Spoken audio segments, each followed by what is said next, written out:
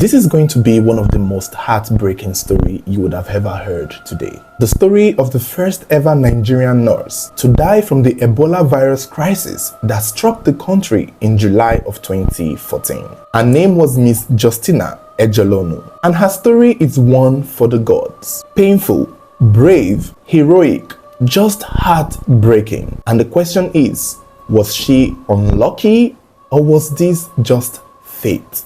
So I read about her story a few days ago. Up until now, I hadn't heard about her. I had heard about Dr. Stella Adadevoh, the woman who helped stop the spread of Ebola virus in Nigeria.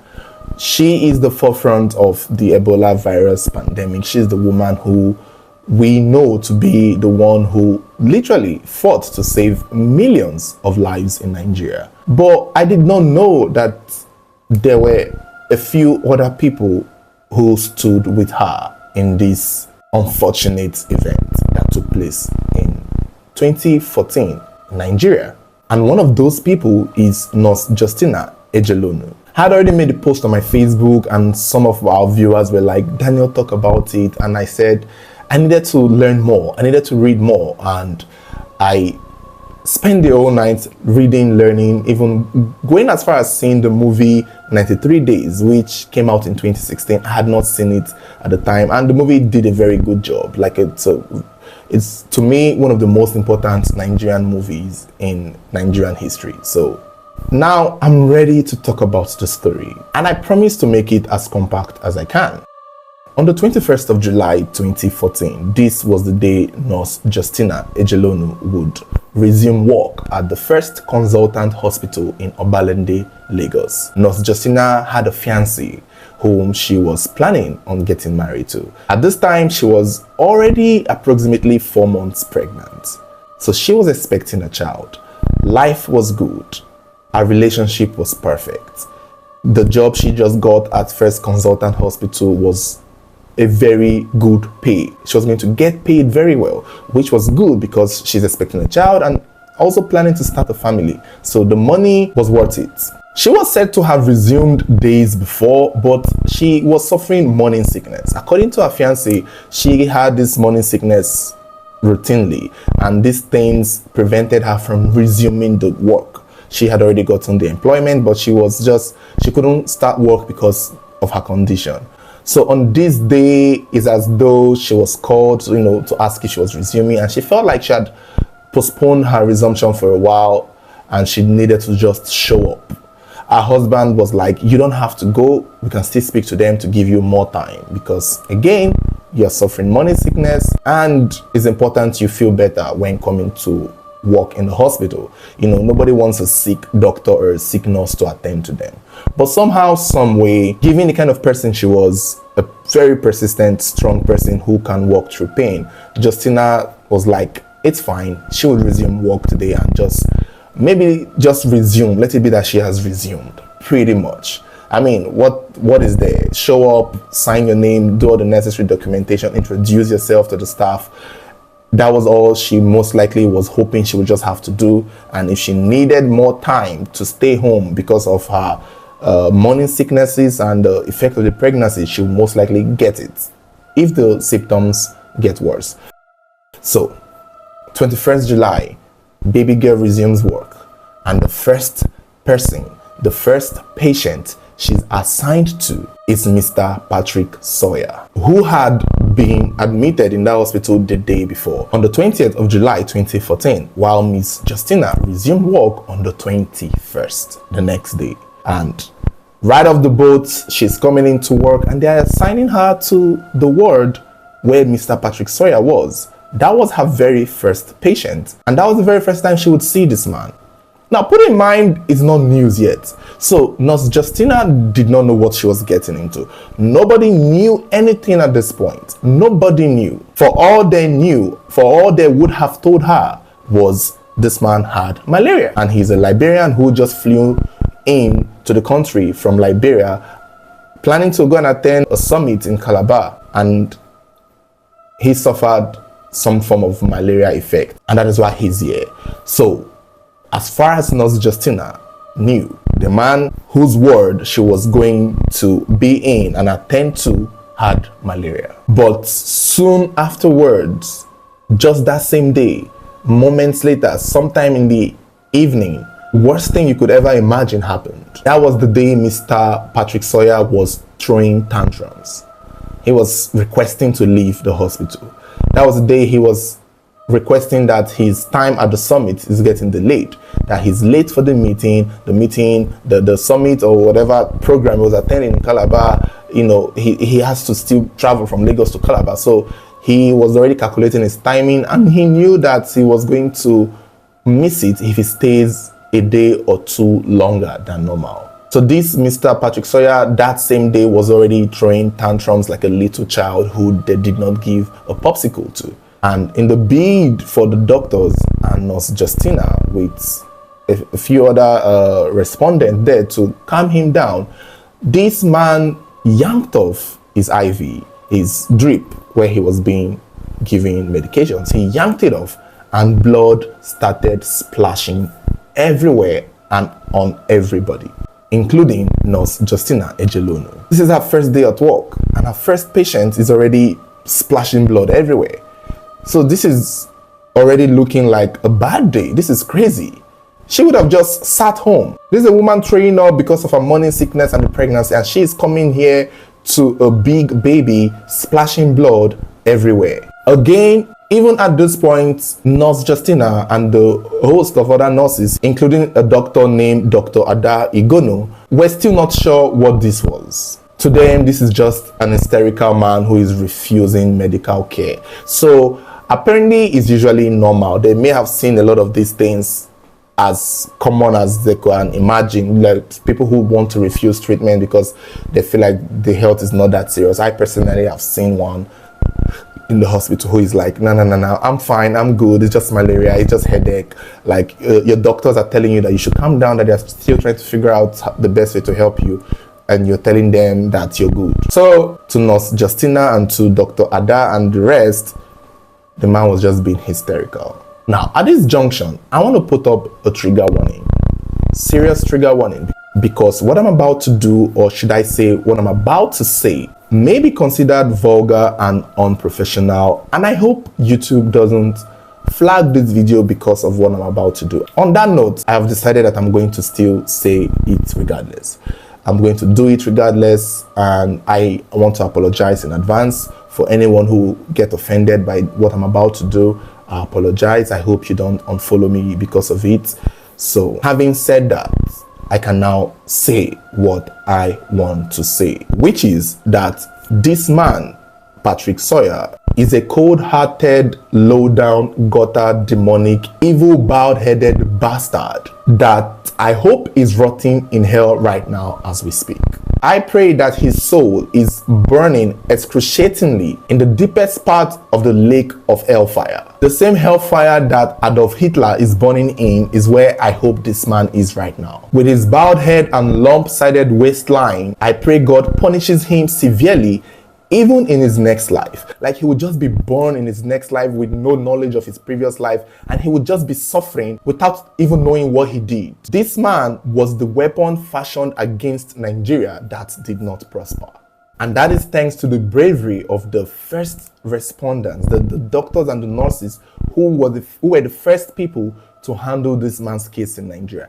He could have gone to another hospital and he would have been allowed to leave as he pleases. But thank God he was brought to this hospital and to the hands of these doctors and nurses and capable facilities that knew what they were doing and knew what he's capable of. Dr. Stella saw right through this man. Dr. Stella, that woman, God bless her where she is, she saw right through this man. She saw this man and saw evil in this man's eyes. I don't think she cared that much for him, because she knew what this man came here to do. And she was like, not on my watch. This is not happening on my watch, sir. You came to the wrong country. You came to the wrong hospital and you met the very wrong doctor, because you will not be leaving this hospital, at least alive. And she made sure of that, because if she did not do that, this man was like a grenade, like a bomb, like a hand grenade thrown into the most populated country in West Africa. That was pretty much it. He was thrown in to explode this country. And the nurses and the doctors with Dr. Stella, Nurse Justina, Dr. Ada, and the rest of the cleaners, the maid, they all jumped on that grenade. They all held each other's hands and jumped on that grenade, and it exploded on them. Because of that heroic deed, over 100 million people in Nigeria are alive today. I'm not a conspiracy theorist. We've talked about so many conspiracy theory in our channel. I love to talk about it. I love to share it. But half the time, I don't believe in a lot of them. Half the time, I just like sharing it because it's fun to hear. However, the one conspiracy theory that I believe in as it regards the Ebola crisis in Nigeria in 2014 was the fact that Patrick Sawyer was deliberately sent here to spread the disease. He was sent here to spread Ebola virus. He was thrown into this country. He was flown into this country to infect us. This one, I believe in it, and I have proof. All the evidence that I saw, I was trying, even in the movie 93 Days, the one with Bimbo Akintola, in that movie, at some point, they kind of made Patrick Sawyer seem like he himself did think it was actually malaria he had. He himself did not know he had Ebola. In the end of the movie, they referred to him as a scared, frightened man who needed help. And he was nothing of the sort. This man knew he had Ebola. Patrick Sawyer knew he was infected with Ebola. He knew it. Other articles and people who recall the incident said when he was in the airport in Monrovia in Liberia, trying to fly down to Nigeria, they said he was deliberately avoiding contact with people. This is a minister, so obviously he's a known person. So when he was at the airport, people would recognize him. And people who recalled seeing him leave Liberia to come to Nigeria said that, yeah, he was at the airport, but he was avoiding people. Like, he was deliberately avoiding contact with people. So he knew what he had. He knew that if he went in contact with people, they would be infected. He himself had gone to inform a medical group of people that he had been exposed to the Ebola, that he thinks he has it. And they were checking him for it, and they know he had it when his summit approval was made by his government to fly down to Calabar for that particular business summit. So maybe the part of the government did not communicate. The man was in the hospital getting checked and for the Ebola, getting tested, supposed to get treatment, while the government is like, okay, sir, please, we need you to go to Nigeria, Calabar for this summit. And he shouldn't have gone. And he knew it. Mr. Man knew it. He knew he was infected. So for him to know that and still come to this country and then still stay in a hospital and get angry that they are keeping him there and then deliberately yank off his IV to splash blood at nurses and doctors, you cannot convince me that this man did not know what he was doing. He knew what he was doing. He was just frustrated that he didn't get to do it in a place where the virus would spread as far as it should. The thing is, when he came to Nigeria on the 20th, he had the attack in the airport where he collapsed and was rushed to the first consultant hospital. On that 20th day, instantly, the first doctors who responded to him and nurses, they checked and they were like, okay, he's running temperature, so this is most likely malaria. And it made sense it was malaria because with all the symptoms he had, relating to the kind of sickness we suffer here, malaria was the first guess. But when Dr. Stella Adadevoh came into the picture and saw him, she was like, she can't malaria be this? There's something about this malaria that is not giving malaria. There's something about it that is just not it. And that is how you know a very intelligent person. This one was so brilliant. There are some doctors that would brush it over because they got to go to they ain't got that time. But this woman did her mathematics very well. She was like, wait, you're not Nigerian, you're Liberian, and you're feeling this way. Liberia has the Ebola virus. At this time in Liberia, the Ebola virus was kind of like their own in a way. So people had suffered and died for years, as far back as 2001 or the 90s. The Ebola virus has been around in Liberia and I think one other African country. So it was a thing that was prevalent in Liberia.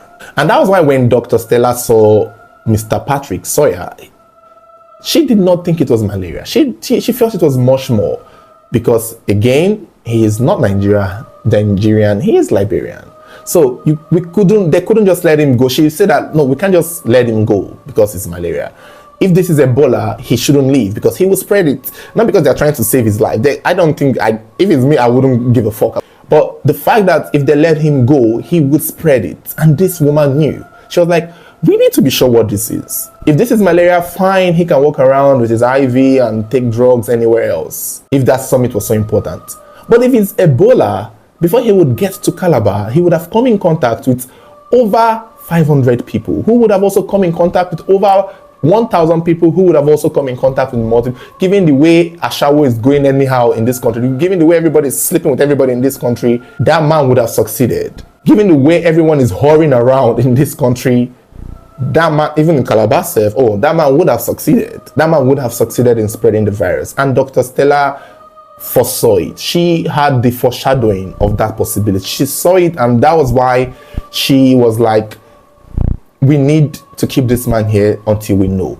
Mind you, it's not easy to have known easily. It's not one of those things they would have tested. So even if they ran the test, they would have ran the test specifically for malaria, and he would have most likely had malaria. But with the way his skin was scaling and the way his face and his looks, there was just something about it that felt very foreign. And so, since we don't have Ebola in this country, they had to take his samples outside the country to maybe WHO or somewhere else to test it for a fact. And that would take a while. And for the whole time, he needed to remain in that ward. And all the while, the man is fighting the nurses, splashing blood, cursing, threatening to leave, even calling his government. Now the Liberian government is calling the hospital, speaking to the Nigerian government, talking about, you guys better let him go. Why are you holding him hostage? Let our man go. They even threatened us, and these were government officials. Even the Nigerian government were like, okay, please let him go if it's malaria. And Dr. Stella was like, nah, this man ain't going nowhere. Call Obama, call Jesus. You're not leaving this hospital until we know for a fact that it's malaria. And she stood her ground. Unfortunately, it cost the life of herself and a few others of her staff members, including Nurse Justina. And the whole time, after a while, the test came back and it was clear that Mr. Patrick Sawyer had the Ebola virus. 4 days later, he dies. And now it was now time for the hospital to come collect and reflect on their own situation. Because if anyone had come in contact with Mr. Patrick Sawyer, they too are at risk of being infected. And that was how the life of Justina just flashed before her eyes. She could not believe it. Her very first patient has killed her. Her very first day at work, she's already dead. She's already infected with a very deadly virus that wasn't even here in the first place. And so the first consultant hospital was evacuated. All the patients were sent out. The place was fumigated. The doctors had a meeting and they spoke with each other and they told them that you guys should go home and self-isolate. At this time, the news had already gone that the first case of Ebola virus is in Nigeria. WHO had been called. There was a swift action immediately. The body of Patrick Sawyer was burnt. Everybody who came close to him, they were already fetching people. If you met this man at the airport, please come outside. If you knew this man, you sat like anybody who came in contact with this man, please come outside. There were people who did not. Again, this man was at the airport, he met people. So there were people who he sat, like not everybody came out, and in as much as the record says that it was about 8 people who died, after 20 people were said to have been infected, only 8 of them died and the rest survived. It's important to also know that that is what was recorded. There were people who may have died in their homes and was not recorded. Maybe. We had stories like that. So these are the ones that were recorded. And among the statistics of the four, I think of the 8 people that died, 4 of them were from the first consultant hospital, including Dr. Stella herself, Justina. Dr. Ada did not pass. She actually was one of the first people to survive it, and she pretty much had an article written on, was it Vanguard or The Guardian? And I think her story, very detailed, was what I think was used for the movie, The 93 Days, because it was so detailed. She gave a detailed explanation as to the whole situation. I wish you guys can find the article and read on it. I cried reading it. I hardly cried reading something, but I cried reading it because it was very touching. She even recalled seeing Nurse Justina at the hospital and recalled seeing a lady named Evelyn Uko. So Evelyn Uko was not a nurse. She was actually the first person to die of the Ebola virus, the first Nigerian person to die of the Ebola virus in Nigeria, aside Patrick Sawyer. Mrs. Evelyn Uko was said to be the hospital maid. She was the ones who cleaned the hospital for Dr. Patrick Sawyer. She was the one mopping it. Even in the movie, she was in it. Like, the movie did a good job showing her in the background cleaning and then showing her at the hospital. Evelyn Uko was a cleaner and some sort of maid who would bring food and clean, mop the bathroom, the toilet where this man is vomiting blood and pooping, and she was the one cleaning everything. So it was bound for her to have been infected. And in this Dr. Ada's article, she mentioned going to the hospital and seeing Evelyn Uko there, and it dawned on her that, oh wow, this is really serious. Evelyn Uko used to be a very happy person, according to the article, but on that day when they were taken to the isolation center for the Ebola virus, she saw that Evelyn was a shadow of herself, and Evelyn was the first person to actually die of the virus. According to Dr. Adadevoh's narration and our own narrative, Evelyn Uko died at the isolation center. So that was where she was the first person to die. She was not a nurse, but she passed on. And a few days later, while at the isolation center, Nurse Justina was brought in, and our journey down here was horrifying.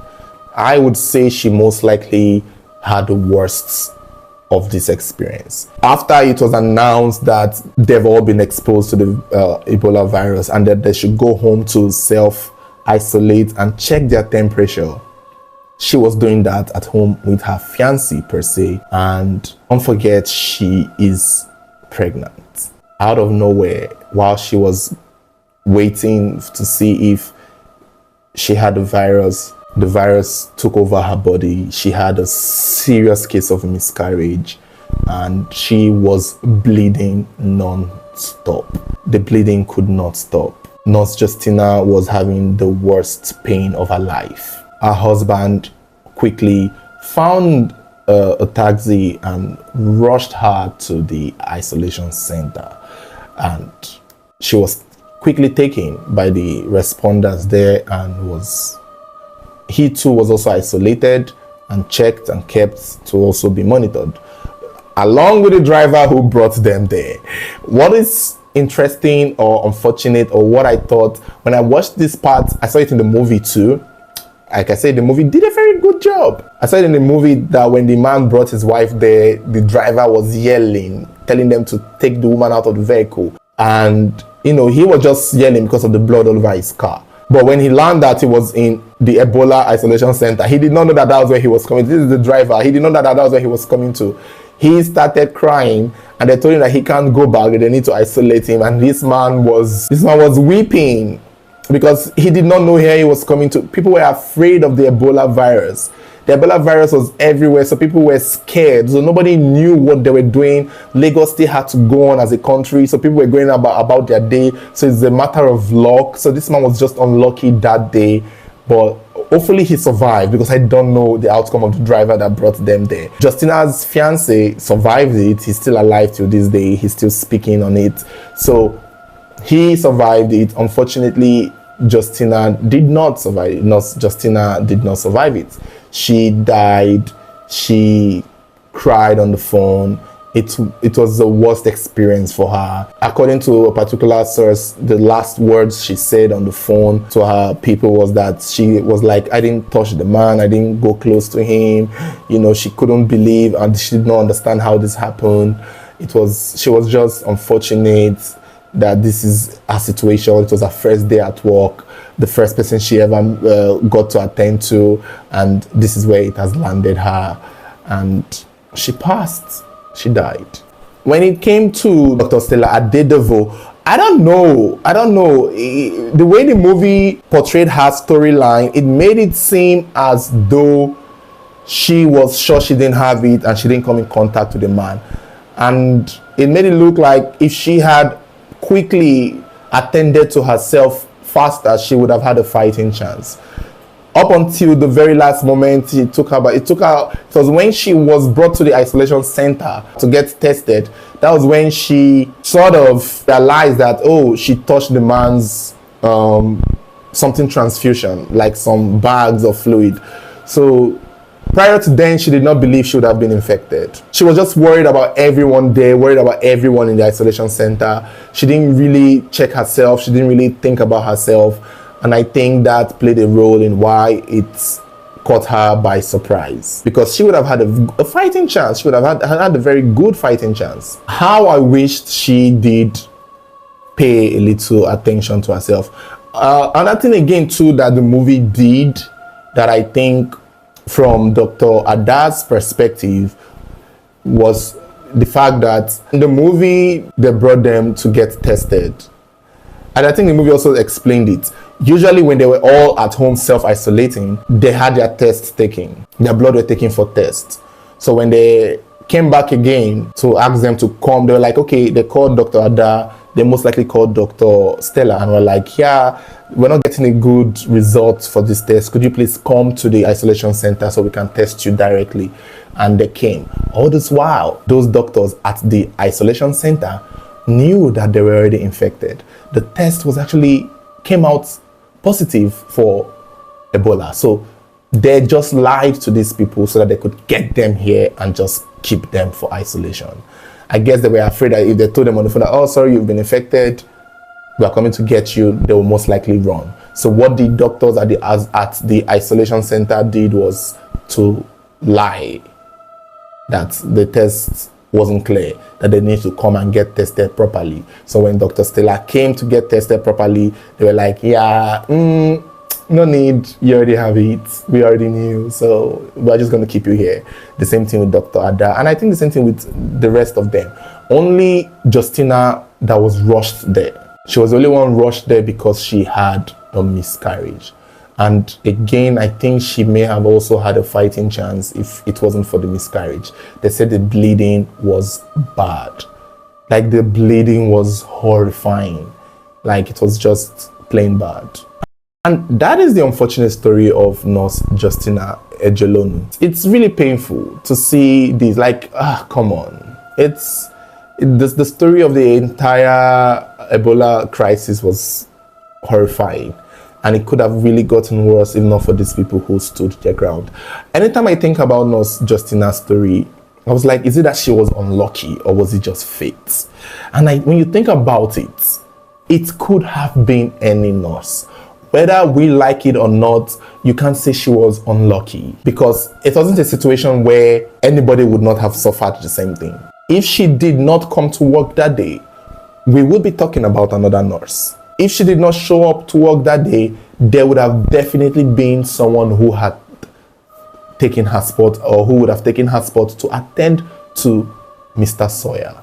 I'm sure multiple nurses attended to him. So it just could have been anyone. And it's just unfortunate that it had to be her. So it's fate, in my opinion. Something was about to happen to the country. God most likely saw it and used his trusted people in that hospital to save the rest of us. Pretty much. When you read up on the whole situation and how they were treated at the isolation center, the way they were treated was so bad. Ambulance refused to go and get people. People were coming to give them food at the isolation center would drop it outside because everybody was being very careful. The people coming to clean the isolation center would not come and clean because everybody was careful. Even after Mrs. Evelyn Uko died, it was said that her body was on her bed for 12 hours before they came to wrap her off, take her off, and disinfect the whole bed. The isolation center was like some sort of concentration camp in a way. When you read up on the article that Dr. Ada wrote on The Guardian, back then, it was so detailed that you could almost perceive and smell and imagine how that isolation ward was. Although they were taken to a better, more improved one, the first one that they were was like you could smell death. You sure them knew that this is death here. Many people were careful, many people were avoiding. So if for some reason they knew what they were going into, you'd have seen that everybody would have removed their hand. They would have been like, this is not my problem, this is not my concern. And this man would have left that hospital, entered the bus, or probably even trekked to Calabar so that he can infect as much people as he would want to. It's really unfortunate, very unfortunate. On this note, I also wanted to share a particular personal experience we had with Ebola. Back then in 2014, I remember, because I wasn't paying much attention. So from what I remember, I knew that there was a Port Harcourt doctor that also had his own case with the Ebola virus. Maybe I would have done a different video, but there was this particular doctor who had a hospital in Rumokoro, and there was a particular man who also got exposed to the virus from Lagos. And the man was he a politician or something? I can't remember who the person was. He had to leave where he was to come to Port Harcourt, lodge at the hotel, and this doctor who had a hospital will go to that hotel to treat that man from Ebola virus. And the same thing, he was able to successfully save that man's life, but ended up still dying from the virus. I guess the thing with Dr. Stella and Dr. Ike Enemu, like Dr. Ike Enemu is the Port Harcourt doctor, yes, I remember his name now. The thing with these two doctors, or what they have in common, is that they were pretty much able to save people from the virus, but could not save themselves. And back then I did not get it. And I think now, older and learning about it, I realized that the reason why Dr. Ike and Dr. Stella could pretty much save someone else and not save themselves was the fact that they thought that they were protected enough. They thought that they took all the precaution.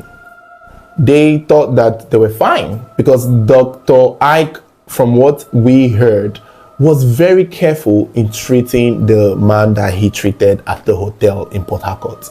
He would go there on a daily basis. He would disinfect the place. Like, he was able to disinfect the place. He was careful. He did everything right. So when the man even survived it and got cured from the Ebola virus, he could not believe that the virus had jumped into him. And I think that's where they miscalculated. They were able to calculate how they would save people from it, but they were not able to calculate how they would protect themselves sufficiently. And I think they were also all caught by the surprise too. It's like you help someone out and you're like, no, I'm good. Don't worry, I'm fine, I'm good. I did all the precautions. I followed all the rules. He's fine. For him to be fine, that means I'm good. Not knowing that the Ebola virus is brewing inside of them now. And I think that was the thing. They did not believe that they would have been infected. They thought they were very careful. And I think that was the downfall and the problem that ended up leading to them being affected by this virus. And the wife of that Dr. Ike, I think his mother, or was it his wife's mother, was my neighbor back then in Port Harcourt. I remember this one moment when the WHO people came with their van and their coverall. They came to pick the woman up from the gate, and we all came outside and were looking. I was like, oh my God, that's our neighbor. She was taken into that ambulance. And these Ebola respondents, they came and they picked the woman up. She was either the mother or the mother-in-law. I can't remember who the woman was. People said it was the mother, and he had seen the mother around that period of time. So when they picked the woman up, and they took her away. I remember our street was quiet. Everybody was like, we're all looking at each other like, okay. This Ebola, what would they see for news, don't reach our street. It's now here. It could have been anywhere else in Port Harcourt. Why was it my neighbor? Why was it our next door neighbor? We're all just silent. We're all just quiet. Nobody wanted to say, even to the point that we're like, everybody keep quiet. Because if you say anything, they'll come and take you too. And even back then, I was like, nah, this woman was somebody who was always indoors. Even before the Ebola virus, she didn't come outside often. I would see her on the road and would not even know who she is because she was always mostly indoors. So I wasn't worried then. Anyhow, guys, the rain is already... Thank God we're done with the story. It was even raining at some point, but we're done and it's long. So hopefully you had a good time listening to the story. If there's anything I learned from this experience with the Ebola virus, is that one thing is for a fact is we as a country, we have good people, and if we meant to deal with something, we would deal with it just the same way we dealt with COVID-19, that the Western world predicted that it was going to destroy us, but they failed. The same way with the Ebola thing, they also failed. And I will still put my foot on the ground and say Patrick Sawyer was sent here to spread the disease. Given the fact that he's Liberian American, I would not be surprised if he was a weapon sent here to destroy us. But again, that failed. Thank you guys for watching. Don't forget to like, share, subscribe, and turn on your notification button so whenever there is a new update, you'll be the first to get notified.